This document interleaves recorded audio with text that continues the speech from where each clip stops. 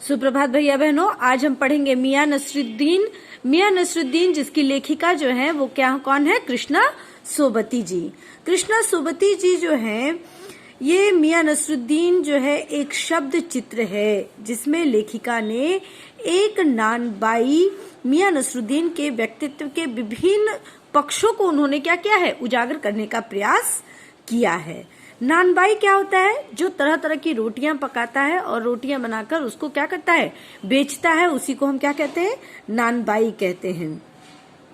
तो यहाँ पर जो है विभिन्न प्रकार की रोटियां बनाने वाले और बेचने वाले नानबाई की एक कहानी है, जिसमें लेखिका बताती है कि वह जब एक जामा मस्जिद जो है उसके निकट एक पुराना गढ़ैया मोहल्ला है, जब वहां से वह गुजरती है तो एक अंधेरी सी साधारण दुकान पर वो ढेर सारा आटा सना हुआ देखती है। जब वह ढेर सारा आटा सना हुआ देखती है तो उनके अंदर यह जानने की इच्छा होती है कि आखिर इस ढेर सारे आटे का मियां नसरुद्दीन जो है वो क्या करेंगे। और फिर वहां जाकर वह विभिन्न प्रकार के क्या करती है? प्रश्न पूछती है। जब वह मियां नसरुद्दीन के पास जब वह पहुंचती है तो उसके चेहरे पर उसको एक अलग सी अनुभव जो है वो क्या होते हैं? दिखाई पड़ते हैं।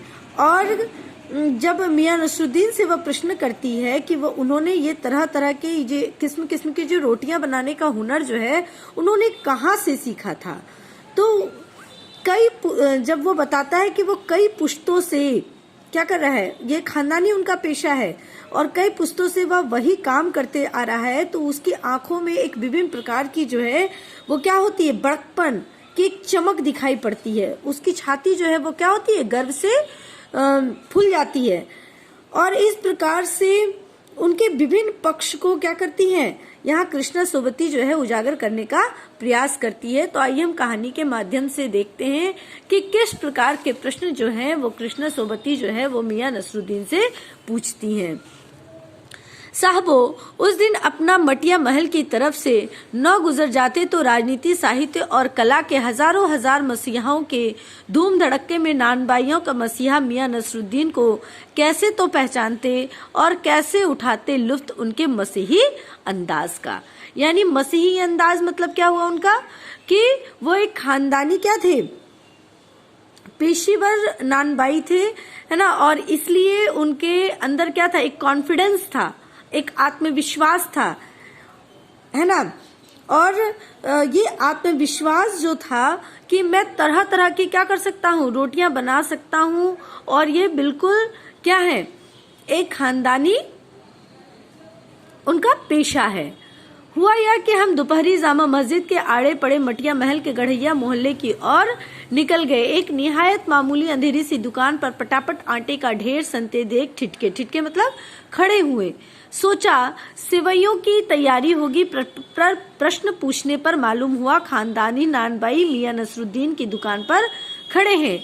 मियां मशहूर है 56 किस्म की रोटियां बनाने के लिए। अभी अभी जैसे मैंने आप लोगों को बताया कि लेखिका जब वहां से क्या होती है? गुजरती हैं, तो वह वहां पर ढेर सारे आटे को सना हुआ देखती है और उनके अंदर क्या होती है? जिज्ञासा होती है। वह वहां पर ठिठक जाती है, यानी खड़ी हो जाती हैं और यह जानने का प्रयास करती हैं कि ये 56 किस्म की रोटियां जो है वो किस प्रकार बनती है। हमने जो अंदर झांका तो पाया मियां चारपाई पर बैठे बीड़ी का मजा ले रहे हैं। कौन? मियां नसरुद्दीन की बात हो रही है। मौसमों की मार से पका चेहराज, आंखों में काइयां, भोलापन और पेशानी पर मंजे हुए कारीगर के तेवर। हमें गाहक समझ मियां ने नजर उठाई। फरमाइए, है ना। लेखिका को वो क्या समझ लिए? कस्टमर, है ना। और उनको क्या कहना है कि बताइए कि आपको क्या चाहिए। झिझक से कहा, आपसे कुछ ऐसे सवाल पूछने थे, आपको वक्त हो तो। मियां नसरुद्दीन ने पंचहजारी अंदाज से सिर हिलाया। निकाल लेंगे वक्त थोड़ा, पर यह तो कहिए आपको पूछना क्या है। अब देखिए यहाँ पर वो क्या कहते हैं कि पंचहजारी अंदाज। पंचहजारी अंदाज क्या है? कि एक पंचहजारी अंदाज का आशय क्या होता है? बड़े सेनापतियों सा उनके अंदर अंदाज। मुगलों के समय में जो है जो 5000 की सेना हुआ करती थी, उसके अधिकारी या जो नायक होते थे उसको हम क्या कहते थे? पंचहजारी कहते थे, है ना। और उसकी उसकी जो चाल ढाल होती थी उसमें एक अलग सा आत्मविश्वास होता था। और मियां नसरुद्दीन के बातचीत में भी वैसा ही गर्व और आत्मविश्वास था, इसीलिए उसको पंच हजारी अंदाज कहा गया है। आ रही बात समझ में? और यहाँ पे यही बता रहा है कि मियां नसरुद्दीन जो थे अखबार छापने वालों को ही नहीं, अखबार पढ़ने वालों को भी क्या मानते थे? निठल्ला मानते थे। उनकी नजर में अखबार पढ़ना और छापना क्या था? व्यर्थ ही था। और इससे लोगों को उनका मानना था कि इससे लोग को क्या होता है? कोई लाभ नहीं होता है। उल्टा जो है समाज में व्यर्थ की क्या होती है? इससे उथल पुथल मचती है। पूछना यह था कि किस्म किस्म की रोटियां पकाने का इल्म आपने कहाँ से हासिल किया? क्या पूछना था कि ये किस्म किस्म की रोटियां पकाना आपने कहाँ से सीखा? मियां नसरुद्दीन ने आंखों के कंचे हम पर फेर दिए, फिर तरेर कर बोले, क्या मतलब? पूछिए साहब, नानबाई इल्म लेने कहीं और जाएगा क्या? नगीना साज के पास? क्या आईना साज के पास? क्या मीना साज के पास? या रफूगर रंगरेज या तेली तंबोली से सीखने जाएगा? क्या फरमा दिया साहब, यह तो हमारा खानदानी पेशा ठहरा। हाँ, इल्म की बात पूछिए तो कुछ भी सीखा हमने वालिद उस्ताद से ही। मतलब यह कि हम घर से न निकले कि कोई पेशा अख्तियार करेंगे। जो बाप दादा का हुनर था वही उनसे पाया और वालिद मरहूम के उठ जाने पर आ बैठे उन्हीं के दिए पर। अब यहाँ पर वो क्या कह रहे हैं कि नसरुद्दीन जो है कि उनका स्वभाव जो था वो क्या था? बड़ा तुनक मिजाजी था, है ना। और गर्व और आत्मविश्वास जो था उसमें कूट कूट कर भरा हुआ था।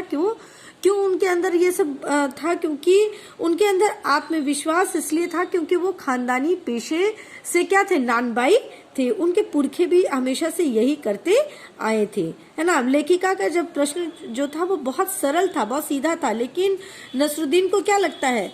यह बहुत बेतुका प्रश्न लगता है। और वह उससे कहता है कि ये भी कोई प्रश्न पूछने की बात है? वो किससे सीखे हैं? अपने वालिद से सीखे हैं, अपने पिताजी से सीखे हैं, है ना। और यह जो है उनका क्या है? खानदानी पेशा है। अब आगे क्या कहते हैं कि आपके वालिद? मियां नसरुद्दीन की आंखें लम्हा भर को किसी भट्टी में गुम हो गई। लगा गहरी सोच में है। फिर सिर हिलाया। क्या आंखों के आगे चेहरा जिंदा हो गया? हाँ, हमारे वालिद साहब मशहूर थे मियां बरकत शाही नानबाई गढ़ैया वाले के नाम से, और उनके वालिद यानी कि हमारे दादा साहब थे आला नानबाई मियां कल्लन। अब वो क्या करते हैं? जैसे ही उनके खानदान की बात होती है उनका चेहरा जो है वो क्या होता है? चमक उठता है। और वो क्या कहते हैं? पुरानी बातें उनके सामने याद आ जाती है। किसकी? अपने वालिद साहब की, है ना। और उनके भी दादा जिनका नाम क्या था? आला नानबाई मियां कल्लन। आपको इन दोनों में से किसी किसी को भी कोई नसीहत याद हो? नसीहत काहे की मियां? काम करने से आता है, नसीहतों से नहीं। यहाँ उन्होंने बहुत बड़ी बात कही है। उन्होंने ये कहा है कि कोई भी जो है काम जो है अभ्यास से हम क्या करते हैं? सीखते हैं। हम किसी भी काम को जितना अभ्यास करते हैं, जितना हम उसको करते हैं, वह उस काम में हम उतने ही क्या हो जाते हैं? मंझ जाते हैं, है ना। यानी उस काम के प्रति हमारी पकड़ जो है वो उतनी ही क्या हो जाती है? उतनी ही अच्छी हो जाती है। हम उस कार्य को उतने ही अच्छे ढंग से कर पाते हैं।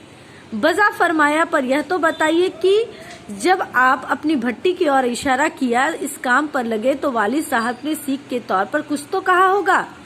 नसरुद्दीन साहब ने जल्दी जल्दी 2-3 कश खींचे, फिर गला साफ किया और बड़े अंदाज से बोले, अगर आपको कुछ कहलवाना ही है तो बताइए, बता देते हैं। आप जानो, जब बच्चा उस्ताद के यहाँ पढ़ने बैठता है तो उस्ताद कहता है कह अलीफ, बच्चा कहता है अलीफ। कह बे, बच्चा कहता है बे। कह जीम, बच्चा कहता है जीम। मतलब वो अब क्या करते हैं? बता रहे हैं। जब उनसे लेखिका पूछती है कि किस तरह से आपने ये तरह तरह की चीजें जो हैं वो रोटियां बनाना सीखी, तब वो बताते हैं कि किस प्रकार से बच्चा जो है, जैसे हम लोग ये उर्दू के शब्द उन्होंने यहाँ पे यूज किया है, अलीफ, बे, जीम।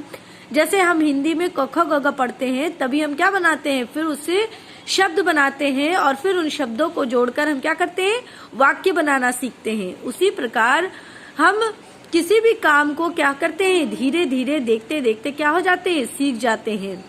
तो यहाँ उनका यही कहना है कि हम किसी भी कार्य के प्रति जब हमारी लगनशीलता होती है, बच्चा जो होता है वो क्या करता है, अनुकरण के द्वारा क्या करता है, सीखता है। तो यहाँ पर उसी अनुकरण की बात हो रही है। मियां नसरुद्दीन कहते हैं कि मैंने अनुकरण की प्रवृत्ति के द्वारा ही क्या किया है, अपने जो हमारे पूर्वज रहे हैं उससे मैंने क्या किया है, सीखा है। अब आगे जो हम लोग पढ़ेंगे अगले वीडियो में, मैं आगे आप लोगों को बताऊंगी। अभी के लिए इतना ही, धन्यवाद।